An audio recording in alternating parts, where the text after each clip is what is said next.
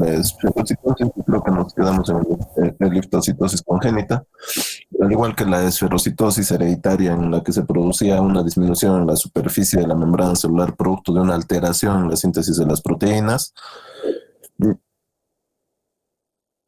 sobre todo de las proteínas de unión, ¿no? Como la anquirina, que habíamos visto que era el defecto más frecuente, por ejemplo, en la esferocitosis hereditaria, que hacía que subsecuente a esta alteración proteica se va a perder fragmentos de membrana, pues, ¿no? De membrana lipídica. ¿Por qué? Porque la presencia de proteínas transmembrana o de banda 3 o de las de citoesqueleto le dan pues esa característica a la célula y hacen que al eritrocito y hacen que mantenga su forma y sus propiedades de intercambio pues con el medio externo. Entonces, al igual la liptosis congénita es un trastorno heterogéneo que solo en el 10 a 15% de los pacientes va a constituir un trastorno, ya, un trastorno significativo, clínicamente hablando. La mayoría de los casos son cuadros leves o asintomáticos. Y obviamente se caracteriza porque el eritrocito adquiere esta forma elíptica mm, por las alteraciones que se presentan sobre todo alfa-espectrina, sobre todo a nivel de la alfa-espectrina. Es una enfermedad autosómica dominante. Y como les vuelvo a repetir, la mayoría de los casos son asintomáticos y solo el 10 a 15% de los pacientes van a presentar hemólisis significativa. Generalmente los defectos se producen en las uniones laterales de las proteínas de la membrana, la proteína 4.1, pero sobre todo el defecto se va a encontrar va a haber defectos puntuales en los genes que se encargan de la síntesis de la subunidad de la alfa-espectrina. A diferencia de la esferocitosis hereditaria que había alteraciones en la resistencia osmótica, la resistencia es normal. Los glóbulos rojos de su clásica forma discoide adquieren esta forma elíptica, ¿no? Adquieren esta forma elíptica y obviamente la membrana de este eritrocito es mucho más rígido. Y al ser rígido pierde esa propiedad de deformabilidad, pues sí, por la cual le permite atravesar la microcirculación. Entonces va a hemolizarse, ¿no? Va a alisarse ese, ese liftocito y solo un 10 a 15% de los pacientes va a tener formas severas de esta enfermedad. La estomatocitosis congénita se caracteriza porque los defectos hereditarios inciden en la permeabilidad de la membrana a los cationes, al intercambio de cationes divalentes, sobre todo sodio-potasio. Entonces, se puede presentar un síndrome hemolítico crónico. Hemos visto que las características del síndrome hemolítico crónico es anemia, esplenomegalia y ictericia, ¿no es cierto? Entonces, los hematíes tienen una característica en forma de boca y esto se debe a la pérdida de una de sus concavidades. Es una enfermedad también autosómica dominante como las anteriores y se distinguen dos formas, la serocitosis y la hidrocitosis. En la, en la serocitosis, obviamente los hematíes tienden a, a deshidratarse, pues, ¿no? Hay un incremento de la concentración de hemoglobina corpuscular media y hay y hay una mayor resistencia osmótica. En cambio, en la hidrocitosis, como su nombre lo indica, los hematíes tienden a sobrehidratarse. Entonces, son hematías que tienen una disminución en la concentración de hemoglobina corpuscular media y, y tienen una menor resistencia osmótica.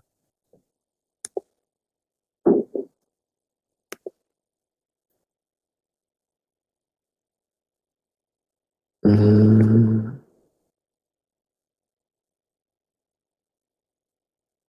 Acá ustedes pueden ver, ¿no? El estomatocito. Hay una claridad central en los eritrocitos con cavidades,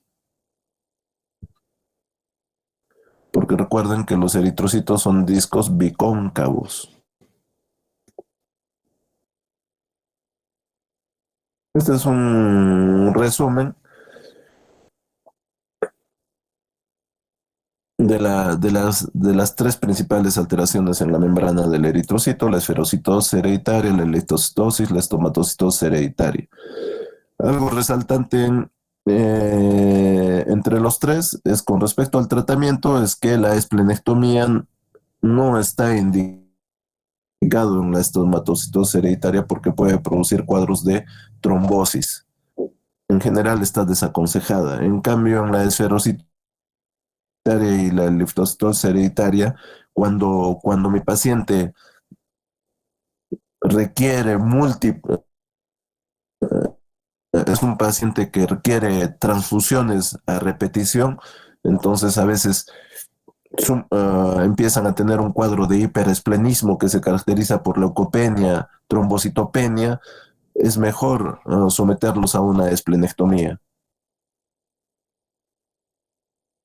De estos hematíes alterados se van a destruir en el vaso, pues es por eso que el vaso empieza a hipertrofiarse también, empieza a agrandarse. Entonces, extirpado el vaso, ya no tengo el lugar donde se produce la destrucción de estos eritrocitos alterados. Por consiguiente, sería una solución para evitar la hemólisis de estas células. Y es por eso que en los casos graves o en aquellos casos donde los pacientes requieren ser transfundidos cotidianamente, se aconseja pues la esplenectomía.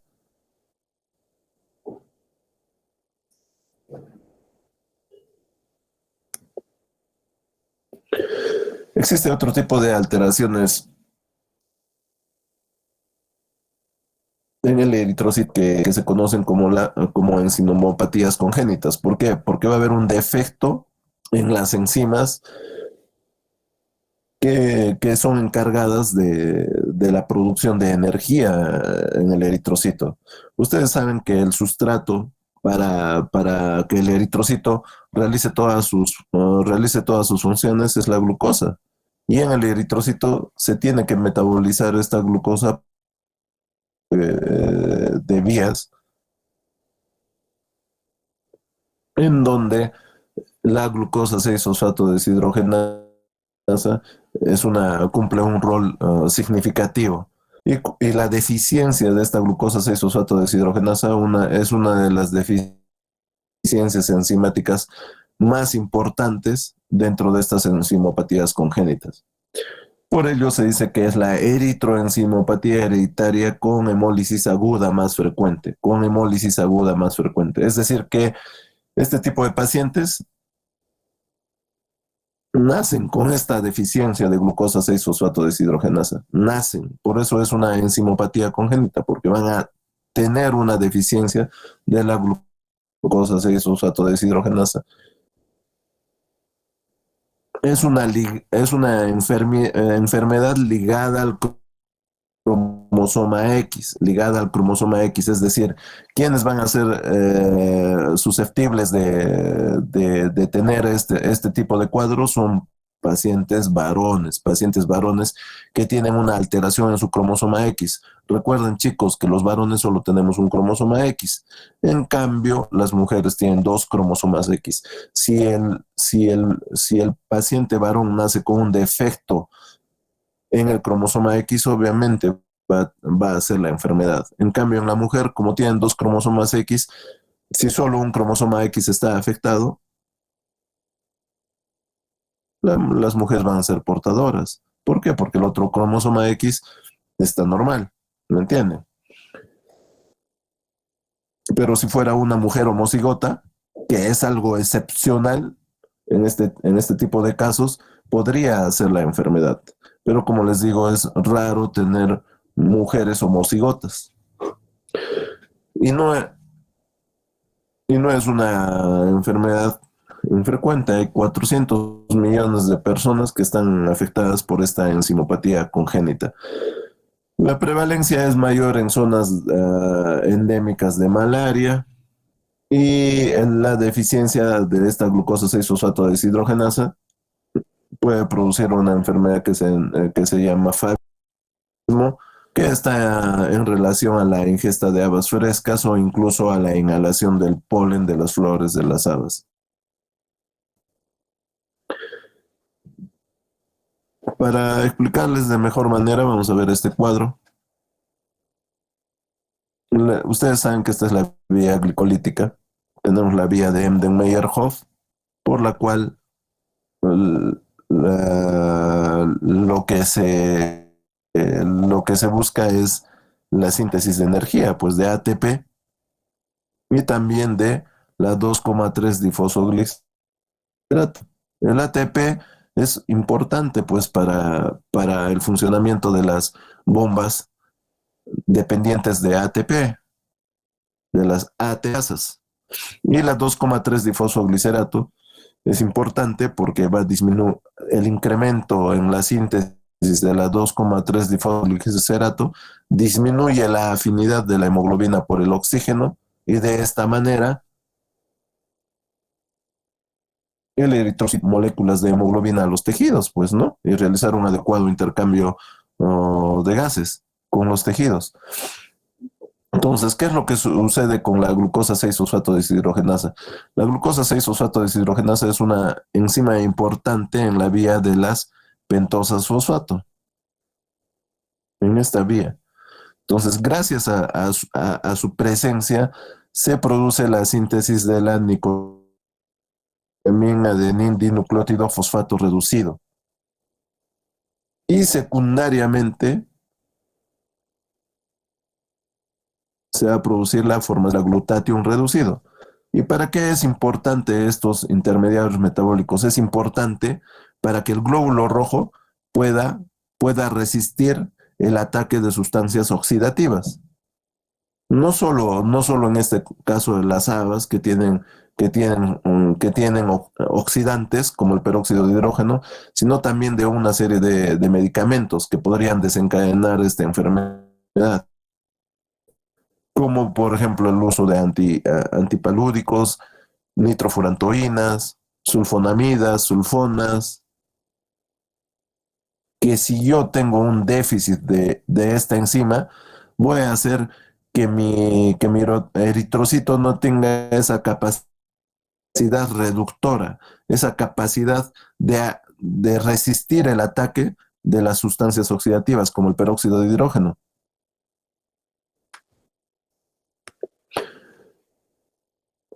Entonces, como les decía, la glucosa 6-fosfato deshidrogenasa es una enzima que actúa en la vía de las pentosas fosfato, importante para la producción del glutatión reducido y de la NAD-fosfato reducida, que le dan a la eritrocito esa capacidad reductora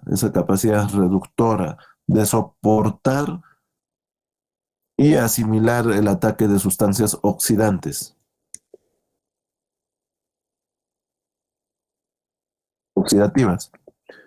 Y de esa manera evitar pues ese estrés oxidativo celular. Existen una serie de variantes patológicas de esta enzima. Hay la variante mediterránea, la variante enzimática, asiática, africana, y también se pueden producir a lo largo de los años mutaciones puntuales que podrían afectar esta, esta actividad enzimática.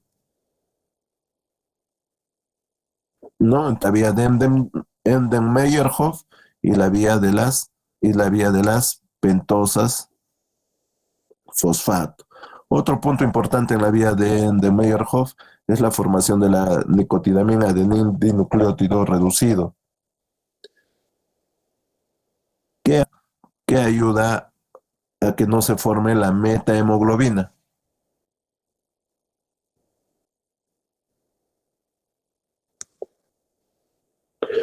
Entonces, ¿qué sucede cuando los hematíes son sometidos a sustancias oxidativas?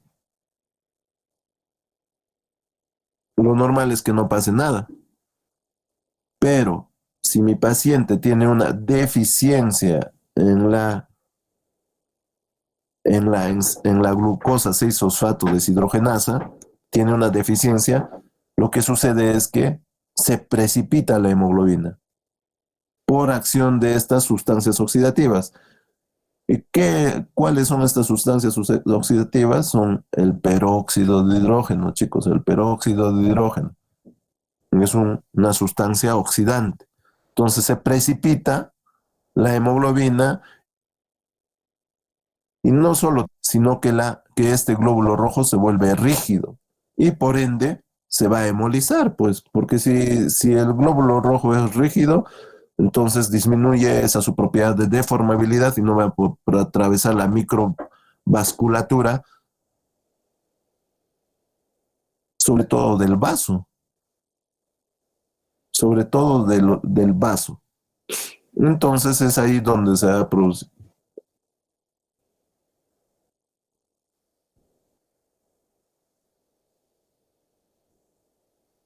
Y el precipitado de esta hemoglobina se conoce como los famosos cuerpos de Heinz, ¿no?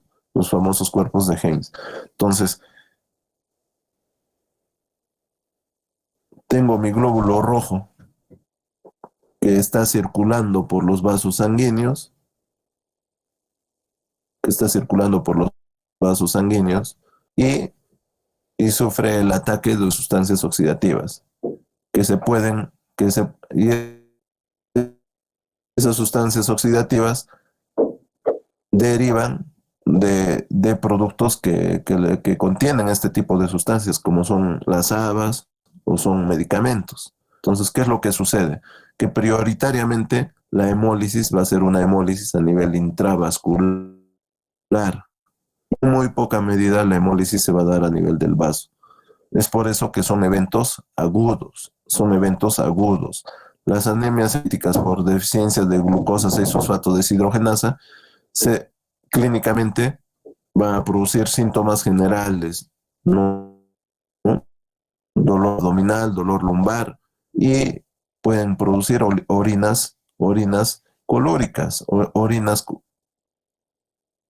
que tienen ese aspecto de Coca-Cola debido a la presencia de la hemoglobina en la orina, que se conoce como hemoglobinuria. Entonces, fundamentalmente la hemólisis es intravascular, chicos, es intravascular. Por eso, en cuanto a la clínica, por cierto, no hay una clínica habitual, pero lo característico de este tipo de cuadros hemolíticos es que son cuadros de hemólisis intravascular aguda. Se caracteriza por malestar lumbar, orinas oscuras, por producto de la eliminación de la hemoglobina, debido a que ustedes saben, a que se consume la aftoglobina, pues que es el transportador natural de la hemoglobina hacia el hígado.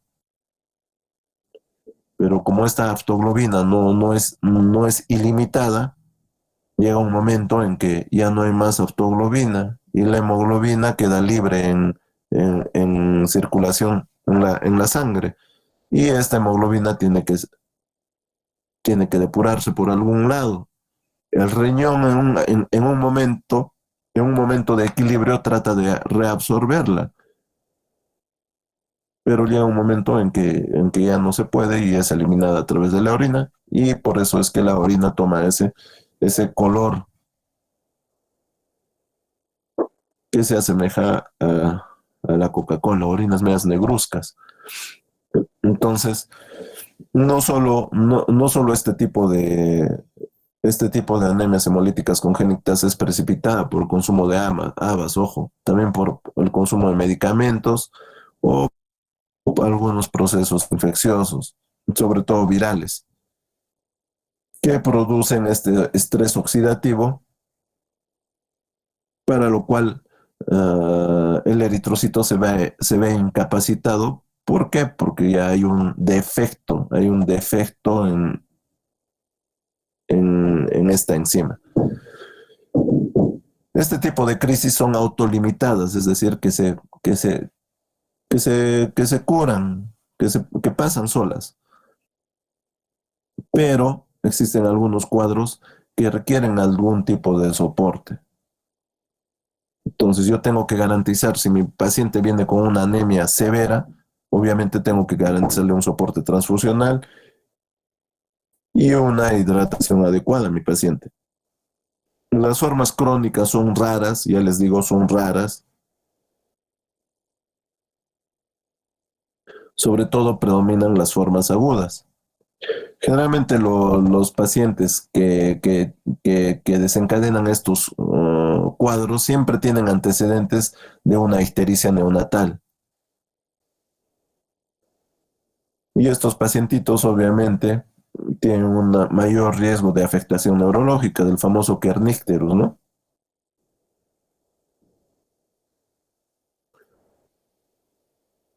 Entonces yo tengo, y en los grupos de práctica que hemos visto, hemos revisado, ¿no? Casos clínicos. Un caso clínico específico con deficiencia de la glucosa 6-fosfato deshidrogenasa. Entonces, es una enzima importante de la vía de las pentosas fosfato, que le dan esa capacidad reductora al eritrocito para soportar el estrés oxidativo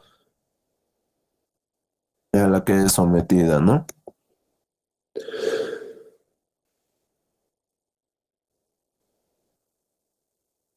Hay una prevalencia de la enfermedad en ciertas poblaciones, sobre todo del área mediterránea, asiática, africana, y generalmente debemos de ir sobre la exposición a agentes oxidativos.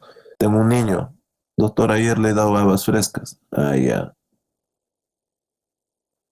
O salen al campo a caminar por un cultivo de habas frescas. Ah, ya. O ha tomado algún medicamento, ¿no? Sulfonamidas, antipiréticos, que ha desencadenado. O sea, siempre hay un antecedente o de algún cuadro viral al que ha estado expuesto. Entonces, ¿cómo se realiza el diagnóstico? Midiendo la actividad enzimática de la glucosa 6-fosfato deshidrogenasa. Y existe una serie de test para medir esa actividad enzimática. Pero esta debe de ser medida generalmente cuando empieza a resolverse el cuadro.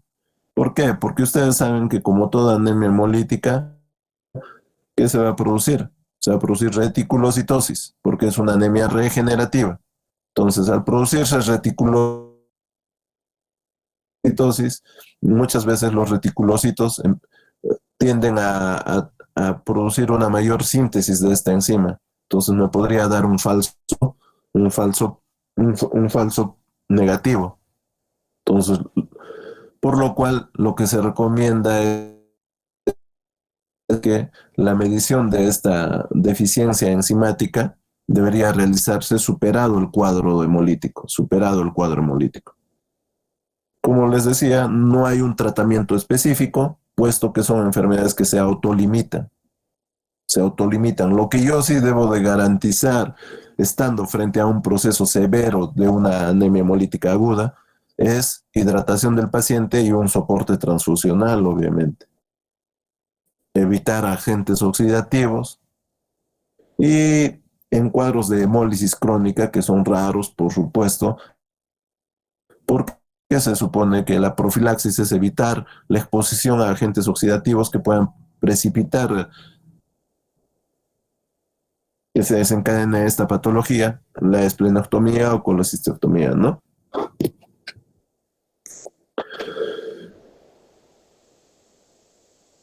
autosómica recesiva. Su incidencia es baja, de poca trascendencia clínica. La piruvato-cinasa participa en la vía de la glicólisis anaerobia y su déficit origina la falta de producción de energía, la falta de ATP. Entonces, si no hay ATP, no funcionan las bombas las bombas de intercambio, las famosas bombas de ATPasa. Y la clínica se da sobre todo en pacientes homocigotos o dobles heterocigotos. Hay un grado variable de hemólisis. Los casos más graves se diagnostican en la infancia porque son pacientes que nacen ya con esta deficiencia.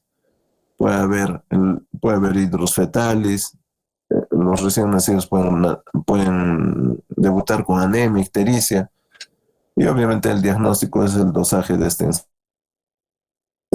Se puede pensar en una esplenectomía en el caso de pacientes politransfundidos. ¿Por qué es importante? ¿Por qué siempre hablamos de politransfundidos, de realizar esplenectomía en pacientes politransfundidos? Porque ustedes saben que a mayor cantidad de transfusiones va a haber a mayor acumulación de hierro, va a haber una hemocromatosis. Y esa acumulación de hierro se va a llevar a cabo sobre todo en el hígado, entonces va a haber una insuficiencia hepática, va a haber problemas cardíacos.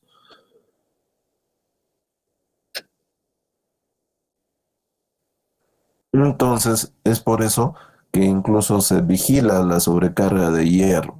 Se hace biopsias hepáticas para determinar cuánto de hierro ya se está acumulando en el hígado, porque eso va a ser deleterio. Y también se usa quelantes de hierro, como la deferroxamina.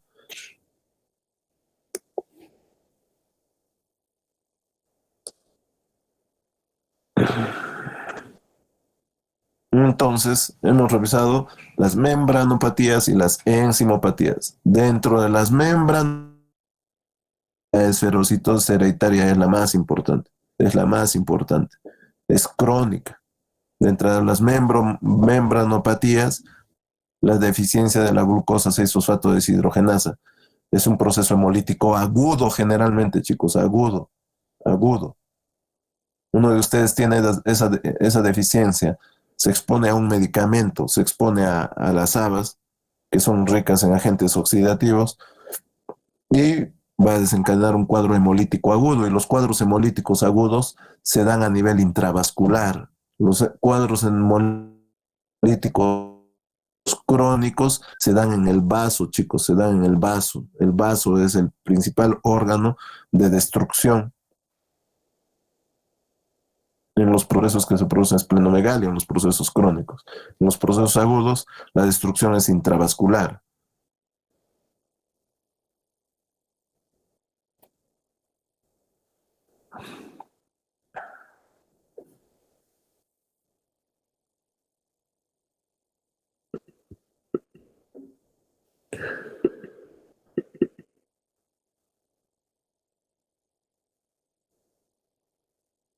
Mm,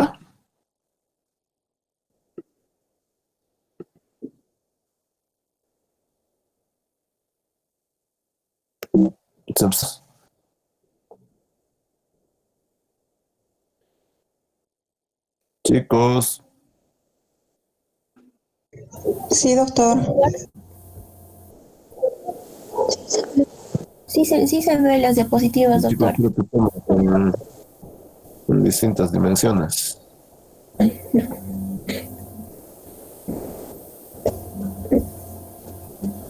Doctor, sí se le escucha.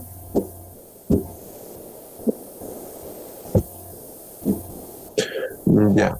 El siguiente punto importante que vamos a repasar como parte de de las anemias hemolíticas congénitas, son dos patologías importantes que en general se denominan hemoglobinopatías, pero el término de hemoglobinopatías más está relacionado con las hemoglobinopatías estructurales. Existen dos enfermedades que marcadamente diferentes. Unas son las talasemias y otras son las hemoglobinopatías estructurales. En las talasemias, ¿qué es lo que sucede? En las talasemias hay una disminución o ausencia en la síntesis de las cadenas de globina. Ustedes saben que hay un, generalmente vamos a tener dos grandes, dos subtipos de enfermedades dentro de talasemias, las alfa-talasemias y las beta-talasemias. Las alfa-talasemias, disminución o ausencia en la síntesis de las cadenas de globina alfa.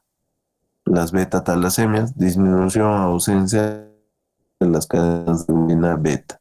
Es decir, que el nombre de la enfermedad lleva el nombre de la deficiencia o ausencia. ¿Entiende? Y la otra cadena sintetizada por mal. En el adulto, ¿cuál es la hemoglobina que predomina? La hemoglobina A1, ¿no es cierto? A ustedes les hacen un examen de electroforesis para determinar cómo está constituido sus hemoglobinas, y generalmente entre el 96%, de un 75 a 96%, vamos a tener la hemoglobina A1, y esa hemoglobina A1 está constituida por dos cadenas alfa y dos cadenas beta. Dos cadenas alfa y dos cadenas beta. En un menor porcentaje, más o menos un 2.5%, estaremos constituidos por una hemoglobina A2, que está formado a su vez por, por, por dos cadenas alfa y dos cadenas delta. Y en una cantidad muy, muy pequeña se encuentra la hemoglobina fetal. La hemoglobina fetal generalmente es alrededor del 1% o menos del 1%. Y esta hemoglobina fetal está constituida por dos cadenas alfa y dos cadenas gamma.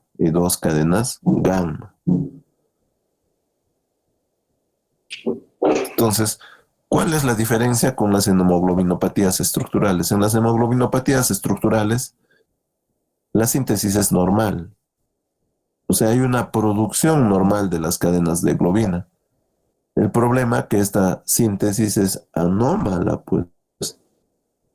Las cantidades son normales, pero al final esa hemoglobina, esa cadena de globina es anormal. ¿Por qué? Porque se ha producido la sustitución de aminoácidos. Ustedes saben que si sustituye un aminoácido por otro, esa hemoglobina funcionalmente va a ser anormal.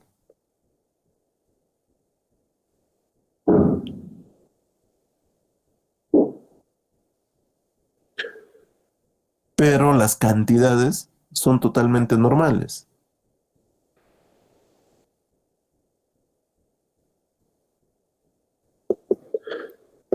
Entonces, para hablar de talasemias es necesario repasar algunos conceptos con respecto a la hemoglobina.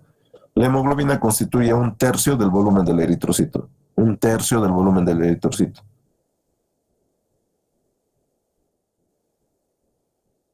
Lo otro obviamente está constituido por agua, sustratos, enzimas, etc.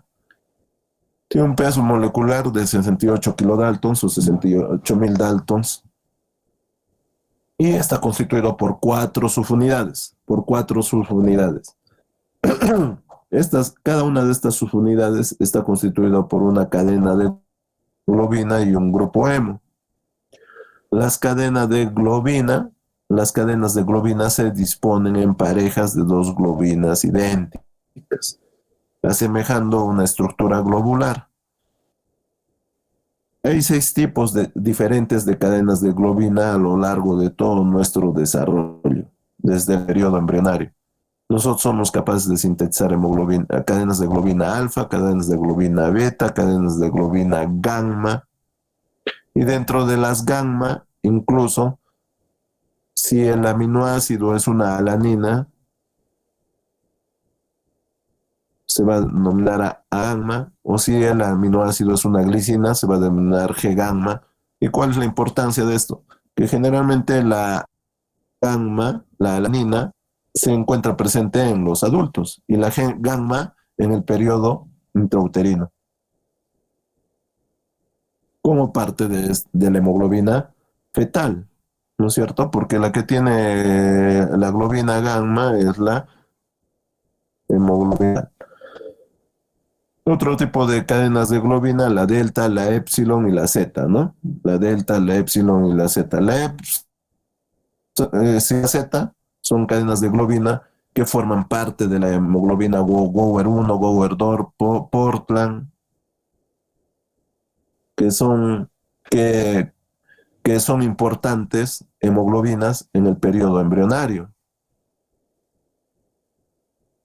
sobre todo en el primer trimestre del embarazo. Estas estas cadenas de globina son sintetizadas, pues, ¿no? Como toda proteína son sintetizados por genes y estos genes se encuentran localizados en los cromosomas 11 y 16. Veremos específicamente qué tipo de cromosoma se encarga de la síntesis de los cromosomas, de las cadenas de globina alfa, beta, gamma, etc. Entonces, en el feto, la hemoglobina la hemoglobina más importante es la hemoglobina fetal, obviamente. Y esta hemoglobina fetal está constituida por dos cadenas de globina idéntica alfa y dos cadenas de globina idéntica gamma. O sea, su estructura es alfa 2, gamma 2. Ese es en el feto.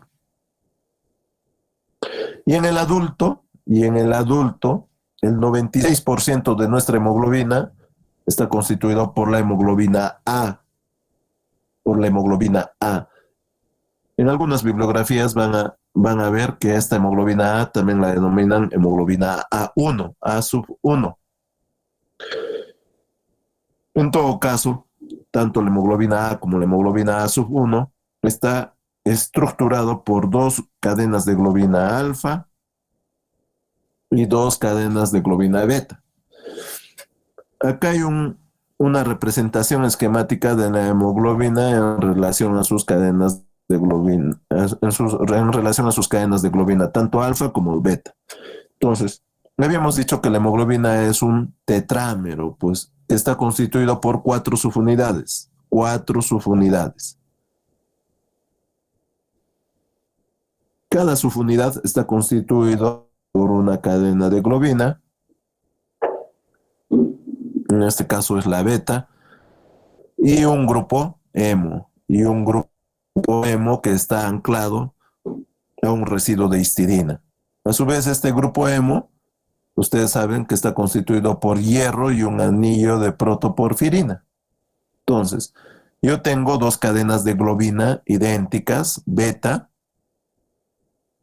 y dos cadenas de globina idénticas, alfa.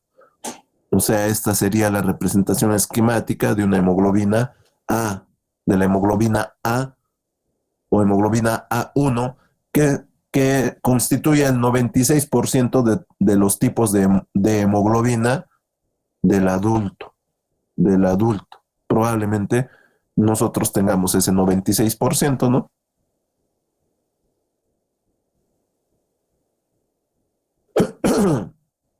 Entonces, la hemoglobina A2 está constituido similarmente por dos cadenas de globina alfa y lo que va a variar son estas. En vez de haber cadenas de globina beta, va a haber cadenas de hemoglobina delta.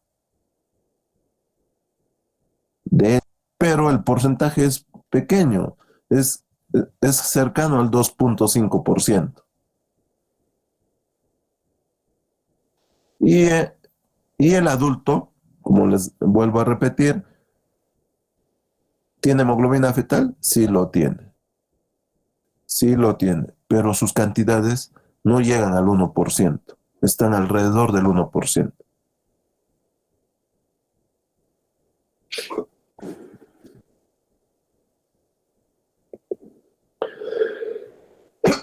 Ustedes saben que un rol importante de la hemoglobina es obviamente fijar moléculas de oxígeno y, y llevarlo hacia los tejidos para garantizar un adecuado, un adecuado soporte energético.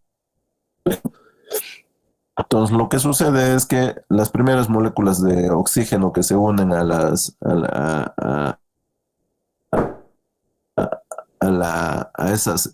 estructura de la hemoglobina ayudan a la difusión de las otras moléculas de oxígeno al resto de la molécula de hemoglobina. Esto generalmente se da en los vasos sanguíneos, en los capilares sanguíneos, donde hay una mayor presión parcial de oxígeno. En cambio, en los tejidos, que hay una menor presión parcial de oxígeno,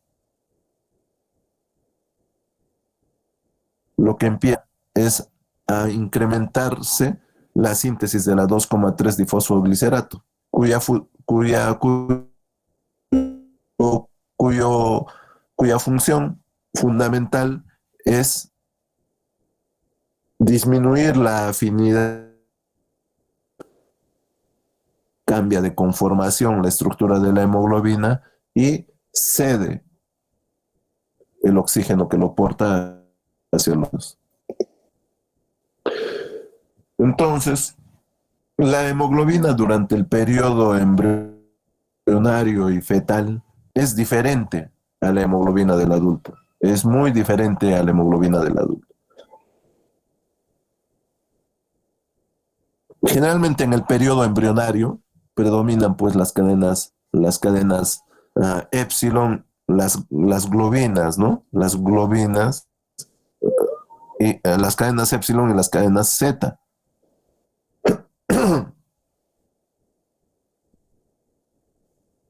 ¿Qué son globinas, no? ¿Qué son globinas? Entonces, la GOER1 está formado por dos cadenas epsilon, dos cadenas zeta y dos cadenas epsilon. La GOER2 está formado por dos cadenas alfa. Ustedes observen que la cadena alfa o la globina alfa ya se empieza a sintetizar en el periodo embrionario.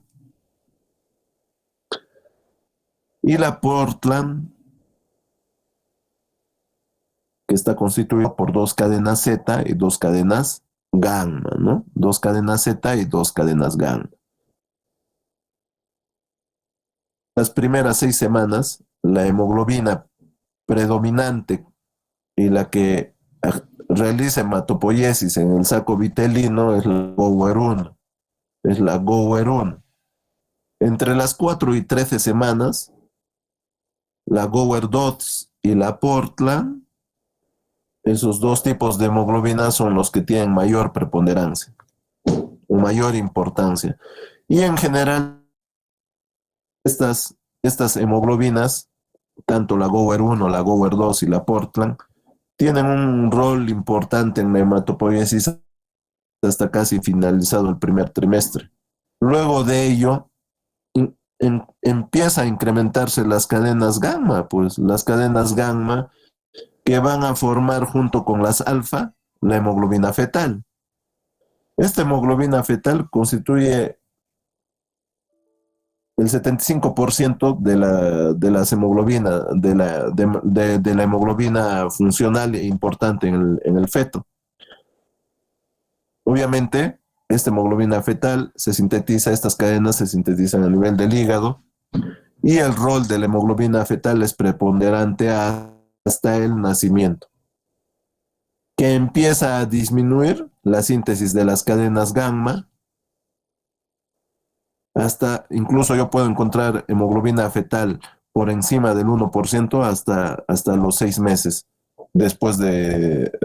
hasta los 6 meses de nacido. En contraposición, se va incrementando la síntesis de la cadena beta. Y, y este incremento es mucho más marcado después del nacimiento y obviamente viene a ser un constituyente importante de la hemoglobina A del adulto, porque recuerden que la hemoglobina A o A1 está constituido por cadenas alfa y cadenas beta. Dos alfas con dos beta. En menor medida tenemos la hemoglobina A2, que está constituido por dos cadenas alfa y dos cadenas delta. Solo es el 2.5%, es muy poquito. Y en menor medida la o las cadenas delta, que son esta, es la hemoglobina A2, dos cadenas alfa, dos cadenas delta, y en menor medida la hemoglobina fetal, que solo llega alrededor del 1%, ¿no? Entonces, los tipos de hemoglobina en el adulto, los tres primeros, en todo adulto vamos a encontrar estos tres tipos de hemoglobina con sus, con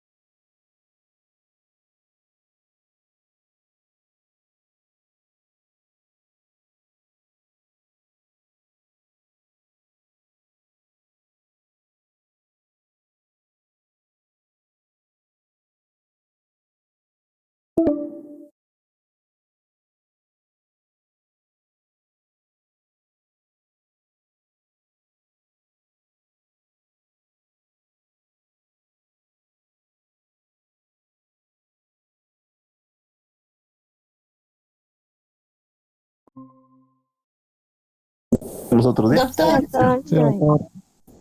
Chao, doctor. Sí, doctor. sí se le escucha, doctor. Ya, pero estoy preguntando, ¿qué hemoglobina se afecta si tengo una beta talasemia? Cuantitativamente hablando. Les, les vuelvo a repetir, si hay una beta talasemia, significa que hay una ausencia o disminución en la síntesis de las cadenas de globina beta. Entonces, la pregunta es, ¿qué hemoglobina se afecta en el adulto? ¿La hemoglobina A o la hemoglobina A2? O la hemoglobina fetal. Ahí está, pues, chicos, la estructura de cada hemoglobina. Si yo tengo un defecto en la síntesis de la hemoglobina beta, obviamente se va a afectar. La A1. Entonces, ¿qué hemoglobina va a estar afectada? ¿La hemoglobina A? La A2. A1. No, A. ¿Por qué se va a afectar la A2? No entiendo. Si no tienen su estructura cadenas beta. pues chicos, piensen. ¿Entienden lo que les estoy diciendo? Sí, doctor. Sí, doctor. Chicos.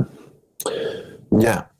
Entonces, habíamos visto que estas cadenas de globina, que sea alfa, beta, delta, gamma, etcétera, se sintetizan, pues son proteínas que se van a sintetizar, que su síntesis se da en genes, y esos genes se ubican en algún lugar de los cromosomas, y ese cromosoma, por ejemplo, en el caso de las cadenas alfa y de las cadenas zeta, es en el cromosoma 16.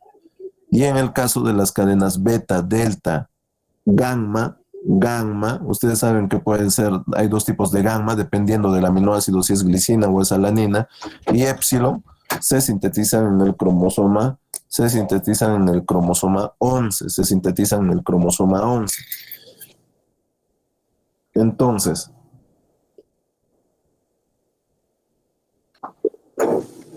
en el adulto, les vuelvo a repetir que la hemoglobina preponderante es pues la hemoglobina A. Y esta hemoglobina A o A1, que se encuentra en el 96%, como en el 96% de nuestros tipos de hemoglobina es hemoglobina A. Un 2.5% es hemoglobina A2 y menos del 1% aún tenemos un poco de hemoglobina fetal. Entonces, en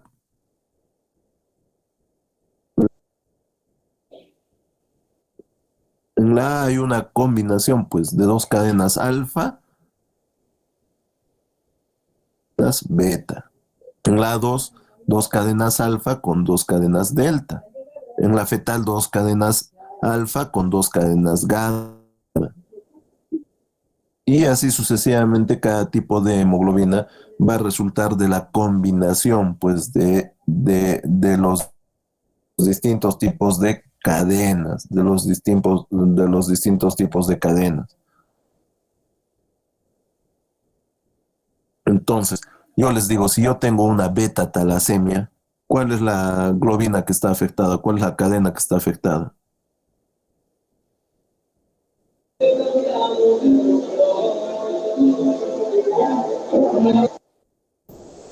Está afectada la beta, doctor. Chicos, ¿me escuchan? La beta, doctor. La cadena beta, pues.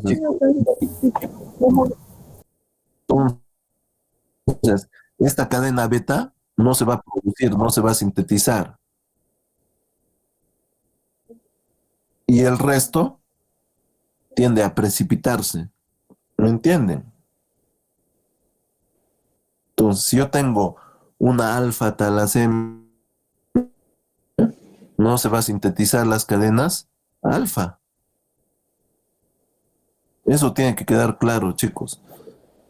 El nombre es si es una alfa talasemia, entonces el nombre es el defecto o la ausencia de la cadena que se menciona.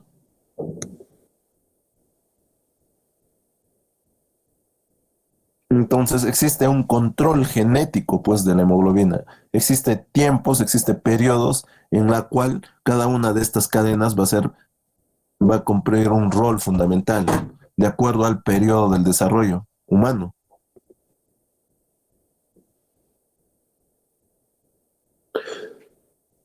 Entonces, las talasemias constituyen un trastorno hereditario, ¿no? Que está causado obviamente por alteraciones genéticas que van a reducir o impedir la síntesis de una o más cadenas de globina, del tretámero de la hemoglobina. Y el nombre va a recibir el nombre de la cadena que deja de está disminuida. Más o menos el 7% de la población mundial tiene talasemias o tiene una hemoglobinopatía. Incluso geográficamente se conoce el cinturón de las talasemias, que abarca parte del este del Mediterráneo, atraviesa el Oriente Medio y y parte de la India y el sudeste asiático y llega casi hasta el norte de África. Las alfa-talasemias, miren, todo es las alfa-talasemias generalmente llegan incluso a parte de Oceanía, parte de la India, llega a importantes regiones del África. En cambio, las beta-talasemias generalmente se concentran al Mediterráneo nada más, las beta-talasemias. Italia, uno de los países que tiene más beta-talasemias. ¿Me entienden? Entonces, geográficamente hasta hay una diferencia entre la distribución de las alfa-talasemias y de las beta-talasemias. Las beta-talasemias, como lo repito, geográficamente están alrededor del Mediterráneo, los países que están en las riberas del Mediterráneo. En cambio, la distribución de las alfa-talasemias es mucho más amplia.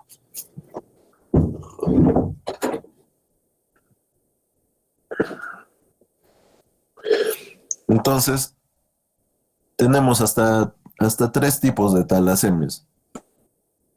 Pero las más importantes, las más preponderantes clínicamente son las alfa-talasemias y las beta-talasemias. Cuando me hablan de alfa-talasemia, inmediatamente me pongo a pensar que la deficiencia o la ausencia está en la síntesis de las cadenas alfa. La característica es que las cadenas beta y las cadenas gamma son más estables y se pueden agrupar como homotetrámeros hemoglobínicos no funcionales y constituir la hemoglobina H y la hemoglobina VAR. Pueden precipitar tardíamente en el hematía maduro y esto trae como consecuencia una eritropoiesis ineficaz.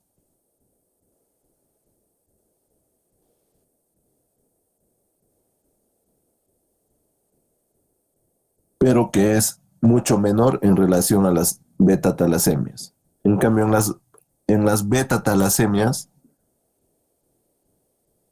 hay una falta de cadenas beta, tanto su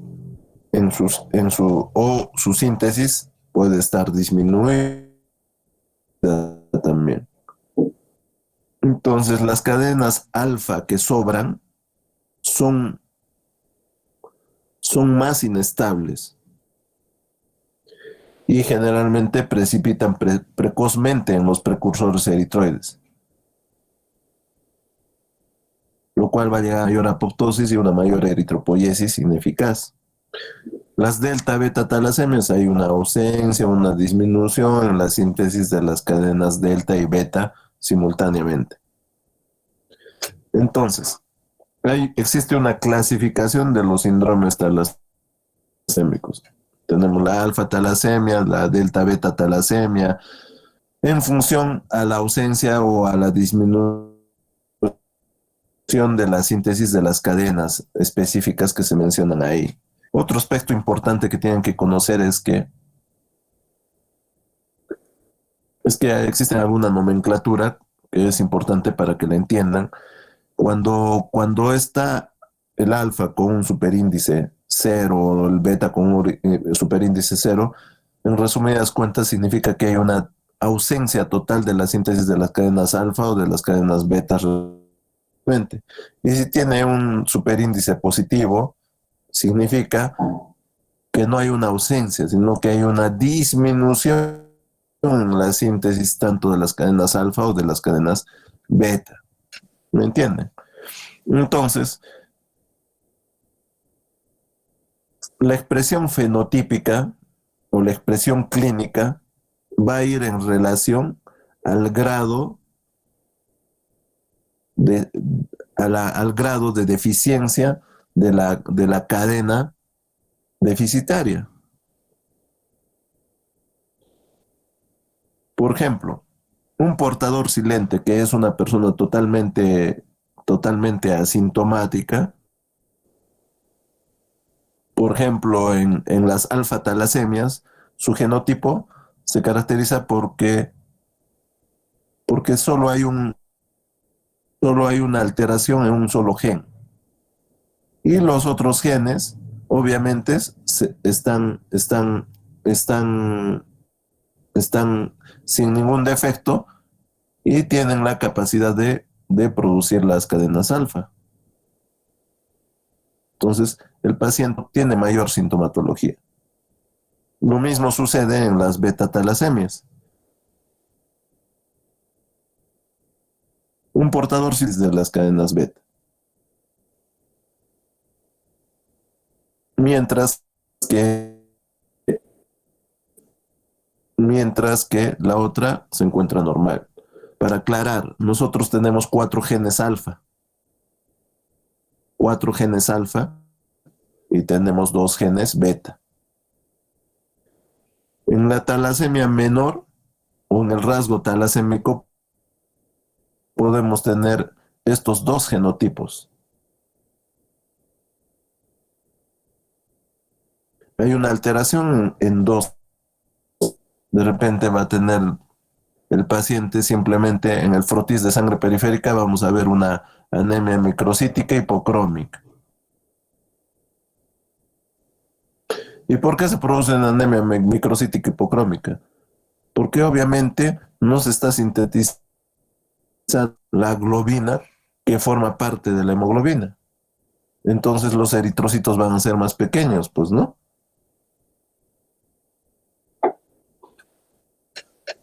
Y en la beta-talasemia tenemos todas estas posibilidades genotípicas. Una disminución en la síntesis de uno de los genes, una ausencia total de uno de los genes, mientras que el otro está normal, y una disminución en la síntesis de uno de los genes, mientras que el otro está normal.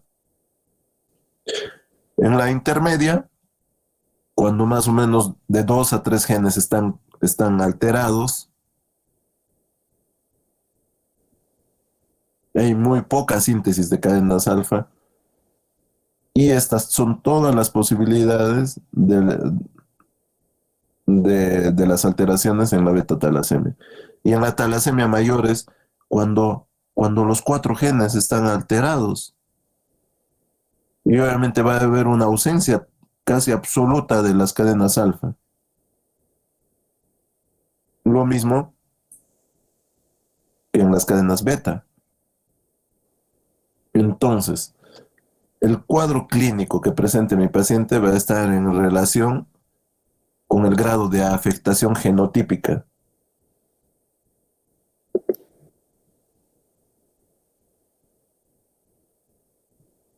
En las alfa y beta talasemias vamos a tener todo ese espectro clínico que se ha denominado talasemia mayor, talasemia menor o rasgo talasémico, talasemia intermedia, talasemia silente. Y ese espectro varía desde las formas más graves, como son las talasemias mayores, en donde hay una dependencia transfusional de por vida, hasta las formas silentes, donde el paciente está totalmente sintomático porque, como ustedes verán, no hay mucha afectación a nivel genotípica.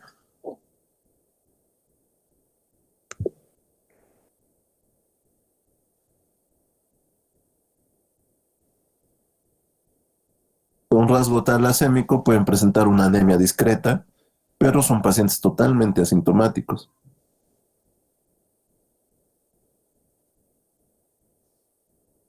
Y los pacientes con talasemia intermedia pueden requerir transfusiones de manera ocasional.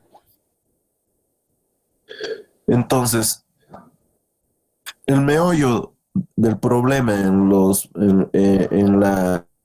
en las talasemias radica pues en que hay un defecto genético en la síntesis de las cadenas de globina, sobre todo en la etapa de la transcripción. Entonces, si yo tengo un defecto en algún gen, ya sea a nivel de las cadenas alfa o a nivel de las cadenas beta, yo voy a tener una disminución en la síntesis de cadenas de globina. Yo voy a tener una disminución en la síntesis de cadenas de globina. La herencia de las hemoglobinas anormales obedece a la genética mendeliana clásica. Si los dos progenitores son heterocigotos, el 25% de hijos serán homocigotos, el otro 25% son normales y el 50% son portadores.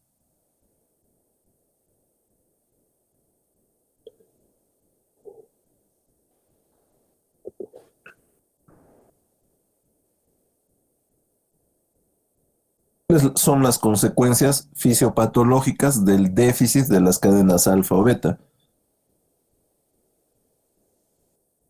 Porque si yo tengo una hemoglobina con algún déficit de una de estas dos cadenas, obviamente que voy a ver repercusiones clínicas.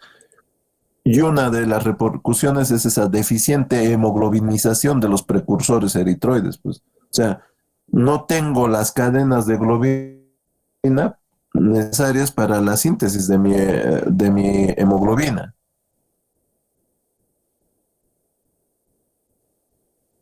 Y por ende, se van a formar hematíes con una cantidad deficiente de hemoglobina. Por eso pequeños, pues va a haber una microcitosis y va a haber una marcada disminución de la concentración corpuscular de hemoglobina media, hipocromía. Y el exceso de las otras cadenas, porque va a haber un desequilibrio, pues, entre las cadenas que están sintetizadas y las que no están sintetizadas, va a haber un desequilibrio. Y el exceso de las cadenas sobrantes precipita en el eritroblasto y y lo que se produce es una eritropoiesis ineficaz. ¿Y eso en qué va a terminar? En una hemólisis, pues en una hemólisis a nivel intramedular. Un aborto intramedular. Y además hay una alteración morfológica del eritrocito que va a llevar a una hemólisis. Bueno, buenas tardes, buenos días.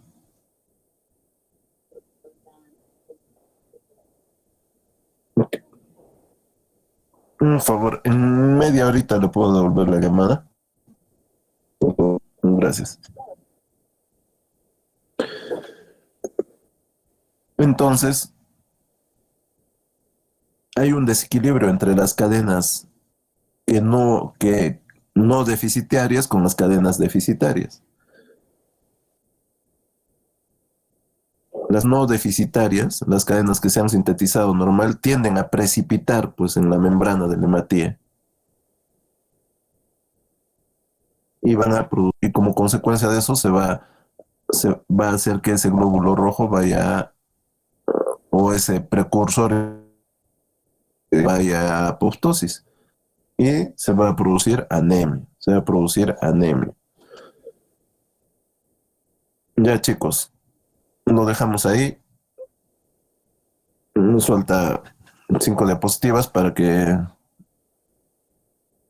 a la siguiente haya una mayor atención con respecto a alfa talasemias y beta talasemias, porque son preguntas de examen. Ya, doctor. Nos vemos, chicos. Voy a coordinar Gracias, doctor. Gracias, doctor. ¿Ya? El día Gracias, doctor. jueves va a Ya, exponer doctor. el grupo de anemia, síndrome clásico, por favor. Sí, doctor.